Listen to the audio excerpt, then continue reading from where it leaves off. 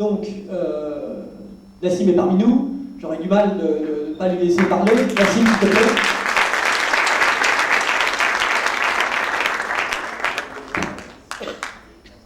Je viens de sortir d'un avion, je suis complètement décalé et je suis très honoré que Elie m'ait mentionné avant.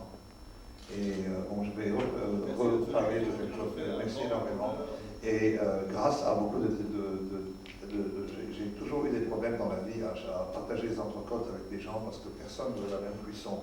Elie et moi, on a la même cuisson. Donc on a eu beaucoup de conversations. Donc avec le temps, il y a une certaine pensée qui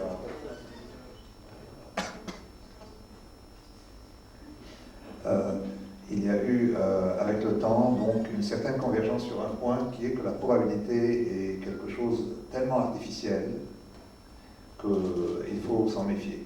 Donc je vais très rapidement dire quels sont les problèmes de probabilité, ensuite passer aux problèmes philosophiques plus grand que tu as soulevé, Elie, en parlant des marchés, mais qui est plus important parce qu'on le voit en passant dans un aéroport, et je vais l'expliquer.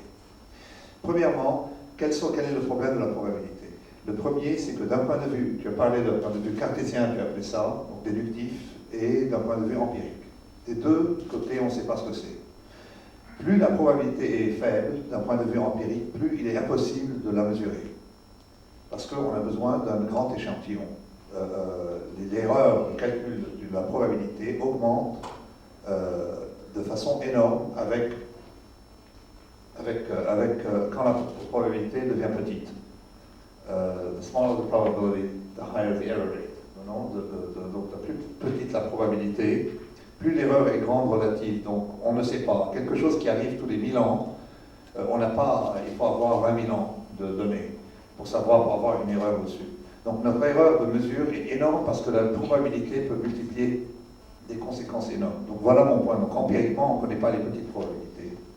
Deuxièmement, déductif, c'est circulaire, la façon dont on dit les probabilités. Parce qu'il faut une méta-probabilité pour mesurer la probabilité, pour dire si la probabilité est bonne et mauvaise. Parce qu'en fait, la probabilité, c'est une assertion, quelque chose est vrai ou faux, avec un certain degré. Voilà en fait la probabilité. Mais le problème, c'est que c'est très circulaire, parce qu'il faut savoir si la probabilité, elle, est vraie ou fausse. Et à quel degré. Donc ça devient très... il y a un regress, un infinite regress, un regret à l'infini. Voilà les problèmes que j'avais soulevés dans le Black Swan. Je viens de réécrire le Black Swan parce qu'évidemment j'ai eu la chance d'avoir des lettres d'insultes pendant 3 ans. On se dit que ce que les gens n'ont pas compris, etc. C'est très amusant. Mais dans beaucoup de langues d'ailleurs, mais Google Translate m'a aidé dans ça.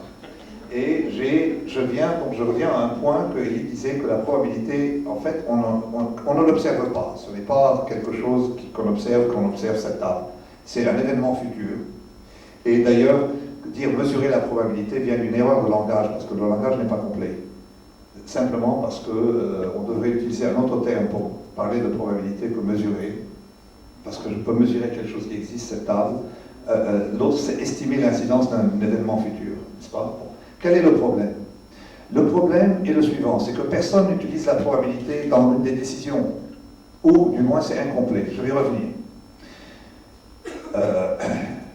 Est-ce que quand vous voyez, vous êtes dans un aéroport, n'est-ce pas? Vous voyez, vous dirigez l'aéroport.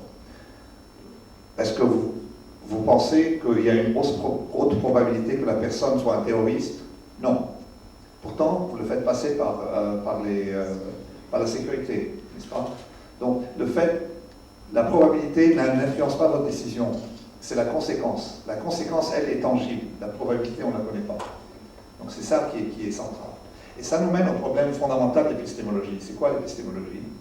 Bon, le terme moderne, c'est justified true belief, non? C'est à peu près ça. Justified true belief. Donc, l'épistémologie elle-même est probabiliste. Et depuis Platon, la philosophie, c'est tuer pour essayer de trouver ce qui est vrai ou ce qui est faux. Mais ce qui est vrai ou ce qui est faux ne rentre pas dans mes décisions. Il est faux que ce monsieur était terroriste, mais quand même, je fais attention. Est-ce que il est faux que demain quelqu'un va me voler ma maison, mais je ferme la porte à clé, n'est-ce pas? Bon, si on regarde toutes les décisions qu'on fait dans la journée, on se rend compte que ni ce qui est vrai est faux, ni les probabilités ne rentrent dans nos décisions. C'est beaucoup plus... Donc ce qu'on a, c'est que nous sommes dans un monde à 2 dimensions pour les universitaires, et en fait le monde a 3 dimensions. La 3e dimension, c'est les conséquences de toutes ces actions-là. Et c'est ça que les gens n'ont pas compris. Non. Au début, on a trouvé que les financiers, les gens en finance n'ont pas compris le point. On s'est pensé que, parce que les économistes ne sont pas compétents, donc c'est normal. Mais quand on continue, même des gens beaucoup plus intelligents, les philosophes, n'ont pas vu le point. Que vrai et faux ne rentrent pas dans des décisions, sauf dans des livres. Voilà ce que je voulais dire sur le point. Et Élie, pardonnez mon français, je ne suis pas habitué à ça. Élie, justement, a soulevé un problème similaire. C'est que moi, je ne m'intéresse pas tellement aux probabilités, je m'intéresse au prix. Le prix est tangible parce que c'est quelque chose que j'ai dans un compte. Donc, voilà ce qui est important. Et pour finir, il y a une autre chose qui est encore plus dangereuse, que j'ai pu réexpliquer dans le signe noir parce que les gens ne le comprenaient pas. C'est que les événements ne sont même pas définis dans un monde que j'appelle extrémista. Et je vais vous expliquer. Quand les gens disent qu'il y a une probabilité d'une guerre, même si la probabilité est bonne, même si on est bon les guerres n'ont aucun sens. Parce que la guerre peut être comme la guerre de 14-18, tuer des dizaines de milliers de gens, ou ça peut être comme la guerre entre entre Angleterre et Argentine, ça peut tuer moins qu'un match de football. Et anglais, donc c'est que la définition des événements ne compte plus. Les gens disent, ah, il a prévu la guerre de 14-18, mais il n'a pas prévu, il faut prévoir que l'événement va être là, il faut prévoir ce que ça va tuer. C'est la même chose avec les épidémies, c'est ce que j'appelle les effets extrémistes, où il n'y a pas d'événement typique. Donc nous sommes dans des dimensions réduites quand on parle de ces choses-là. Et tu viens de le soulever.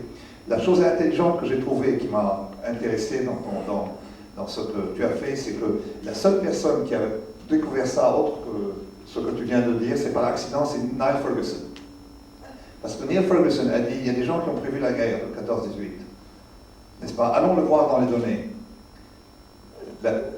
On peut prévoir une guerre, mais elle va tuer quelques Allemands, les gens s'en foutent parce qu'ils sont Allemands, des choses comme ça, non? Ce n'est pas... Non, mais comment est-ce qu'on peut voir? Il y a une seule solution, on peut voir ça, et accidentellement il a découvert, il y a ce qu'on appelle war bonds. Les war bonds. Les bons du trésor de guerre. Et le prix de ces bons du trésor de guerre reflète des informations beaucoup plus riches que et les probabilités, et l'ampleur et tout. Et quelqu'un qui traite les bons du trésor de war bonds est en train de traiter quelque chose de beaucoup plus riche. Donc c'est exactement ce que tu viens de dire, mais ça n'a été... Pardon? Le prix est une sorte de voie... Non, un prix est beaucoup plus riche comme information que des descriptions réduites qu'on a, probabilité, événement. Même le mot événement ne veut rien dire quand on parle d'une guerre, parce que les guerres, bon, ça peut durer 30 ans comme la guerre du Liban, ça peut être amusant, comme la guerre d'Argentine, ça peut faire n'importe quoi. Donc, et même pour des épidémies, même pour des choses comme ça. Bien, je vous remercie de m'avoir invité.